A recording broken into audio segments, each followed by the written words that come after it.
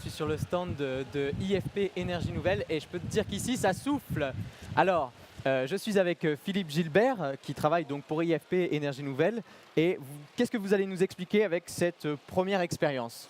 Alors, cette première expérience, elle vise à montrer que l'énergie du vent le vent permet justement de créer de l'électricité. Ici, on a recréé du vent parce qu'au sein de la Cité des Sciences, il n'y a pas beaucoup de vent. On a créé du vent avec ce gros ventilateur pour faire tourner cette éolienne et donc faire allumer un certain nombre de diodes qui sont juste ici. Et en faisant varier la vitesse du vent, on va avoir plus ou moins de diodes qui vont s'allumer. Donc là, par exemple, si vous la faites augmenter, si vous augmentez la vitesse du vent, on voit les diodes qui s'allument. On voit plus de diodes qui s'allument. Et si je réduis la vitesse du vent, Comme voire là, si je la diminue suffisamment pour arrêter le système, à ce moment-là, on a moins de diodes qui s'allument. on n'a plus d'électricité, on Voilà. perd les caméras, on perd tout, c'est ça? On perd tout, c'est ça exactement. Ok. Bon, alors ça, c'est le fonctionnement d'une éolienne classique, comme celle qu'on voit quand on est en voiture sur les côtés. Oui. Mais nous, on va s'intéresser à des éoliennes un peu particulières. Oui, C'est les éoliennes qui sont en mer. exactement. Alors, on appelle ça éolienne offshore, c'est ça? C'est ça, éolienne offshore. Donc on a plusieurs types d'éoliennes offshore. On a des éoliennes posées et des éoliennes flottantes. Nous, on se focalise aujourd'hui sur les éoliennes flottantes. Celle que je présente ici, sur cette maquette, est une éolienne qui... veux que tu tiennes le micro? Oui, je vais bien, merci, c'est gentil. Est une éolienne donc, qui est destinée à être flottante, qui a trois bouées sur les périphéries et une au centre pour soutenir la tour. Alors, avant de décrire cette éolienne, Oui. je voudrais comprendre, moi, pourquoi on installe les éoliennes en mer. Pourquoi? Alors, c'est très simple. La qualité du vent est bien meilleure sur l'océan que sur Terre. Ça veut dire quoi? Ça veut dire que le vent est plus stable, plus constant et qu'il y en a un peu plus souvent. Pendant toute l'année, il y a plus souvent du vent dans la mer que sur Terre. Notamment, il y a moins de choses qui vont arrêter le vent. Sur Terre, il peut y avoir des montagnes, des collines. Sur mer, bien, par définition, c'est tout plat. Donc le vent va mieux circuler. On est tranquille de ce côté-là. Exactement. Mais est-ce qu'il y a d'autres avantages? J'imagine pour la nuisance sonore, les choses comme ça. Exactement. Alors il y a d'autres avantages, mais qui sont plus sociétaux cette fois-ci. Donc ce qui est nuisance sonore, nuisance visuelle. En général, on a coutume de dire que l'éolien est quelque chose que tout le monde veut voir développer, mais pas dans son jardin. Donc en gros, l'idée, c'est justement d'externaliser ce genre de choses et de les mettre sur mer. Sur mer, on va les mettre suffisamment loin pour qu'elles ne soient pas vues et suffisamment loin pour qu'elles ne soient pas entendues. D'accord, alors vous dites loin, c'est quelle distance à peu près? Alors celle-ci notamment a vocation à être installée au large de Fos-sur-Mer, à côté de Marseille, à peu près 15 km des côtes. 10-15 km. Voilà, c'est ça. Alors on les voit, cette À cette distance? distance-là, normalement, même par jour très clair, si on les voit, ça ne sera pas plus gros qu'une allumette. D'accord. Bon. Alors, est-ce que vous pouvez nous décrire plus précisément quelles sont les différentes parties de cette éolienne Bien sûr. Offshore? Donc du coup, on a une partie qui est ici, la partie jaune, qui représente le flotteur, donc qui, comme je disais tout à l'heure, est composé d'énormes bouées d'à peu près 10 mètres de diamètre, d'une tour qui fait à peu près 60-70 mètres de haut et de pales qui vont faire jusqu'à 80 mètres de longueur. Celle-ci, par exemple, donc 80 mètres de longueur, pour fixer les idées, c'est à peu près la longueur d'un terrain de football. Ouais, ça fait une grande Ça surface fait de pas prise mal. au vent. Alors. Exactement. Et quand on est au niveau de la nacelle, on est à peu près à la même hauteur qu'au deuxième étage de la Tour Eiffel, pour donner une petite idée. Alors je crois que derrière nous, on a justement une petite image pour se représenter une idée de la taille d'une pale, seulement une pale. Hein. Exactement. Donc là, on a une photo qui représente une pale. Donc une pale, c'est cette partie ici.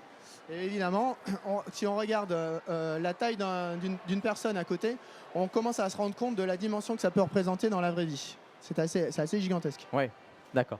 Alors, ces éoliennes, maintenant, il faut aller les mettre en mer. Donc, comment on les construit? Comment ça s'installe? Alors, deuxième problématique, effectivement, il y a la construction. Celle-ci va être construite à quai. Alors, justement, je vous coupe, mais je crois qu'on a une petite image à montrer sur la construction de cette éolienne. Regardez. Alors, ouais. Donc, vous pouvez nous dire ce qu'on voit? Alors, en quelques mots. Oui, en quelques mots. Là, on voit l'assemblage de l'éolienne. Donc là, on peut voir que les différentes parties de l'éolienne sont assemblées à quai. Normalement, ce n'est pas représenté sur la vidéo que vous voyez en ce moment, mais avec une grande grue, évidemment. Ouais. Donc ça, c'est la partie assemblage. Voilà. Il y a une deuxième partie qui devrait suivre, qui est sur le remorquage de la totalité de l'éolienne et du flotteur sur le site de production. D'accord, donc on construit tout dans les ports Oui, et on ça. emmène tout sur place Exactement. avec un bateau. exactement. C'est ça. Et alors, une fois qu'on est sur place, maintenant, faut que ça résiste parce que quand il y a une tempête, quand il y a la mer, comment on fait? Alors c'est exactement ça, Jean, tu as raison, il faut assurer la stabilité de l'ensemble. Plus on va avoir une stabilité de notre éolienne, meilleure sera la production. Donc notre travail, c'est justement d'assurer la stabilité de l'ensemble du flotteur et de l'éolienne. Pour faire ça, on a des ancrages très tendus qui sont... Alors, je vous tiens le Voilà, micro. super, Hop. merci beaucoup. Donc ils vont partir des bouées latérales et qui vont aller jusqu'au fond de la mer. Donc ça va être des ancrages tendus, des énormes chaînes doublées qui vont permettre de conserver la totalité de l'ensemble flotteur et éolienne aussi fixe que possible et aussi transparent à la houle que possible. Effectivement, le but, c'est quand même de ne pas trop bouger pour éviter que la houle ou même un vent excessif puisse perturber l'équilibre et la stabilité de l'ensemble. D'accord, parce que là, on risquerait de casser l'éolienne. On pourrait casser, on pourrait chavirer, on peut tout imaginer, mais on ne veut pas l'imaginer. D'accord. On veut Et, l'anticiper. alors justement, en cas de tempête, comment on fait pour contrôler ces éoliennes qui sont au final à 10-15 km des côtes, donc à distance Alors, en cas de tempête, notamment si on a des vents de plus de 90 km/h, on arrête la production de l'éolienne. Ce qui signifie que la rotation des pales est stoppée et les pales en elles-mêmes vont être actionnées, vont être contrôlées. On a un système de rotation des pales qui vont permettre de les placer d'une position perpendiculaire au vent à une position parallèle au vent. Bon, ça s'apparente au voile de bateau qu'on va mettre en drapeau. C'est exactement la même idée. Donc l'idée, c'est vraiment d'offrir une surface au vent la plus petite possible pour que l'éolienne, justement, si on a des vents trop importants, des rafales de vent au-delà de 90 ou bien plus élevées que 90 km/h, endommagent l'ensemble de l'éolienne. Donc on veut la garder intègre, évidemment. D'accord. Et alors, l'électricité qui est produite par les éoliennes en mer, comment on la récupère? Donc l'électricité, elle provient bien sûr de la rotation du rotor et de l'alternateur par l'alternateur qui est à l'intérieur de la nacelle. L'électricité est acheminée dans un câble électrique. Alors, je vais vous remontrer ça. Oui, que je vois. Merci, c'est sera gentil. plus pratique. Donc, qui va partir de dessous le flotteur et qui va après aller dans un transformateur et ensuite aller rejoindre le réseau EDF classique sur le continent.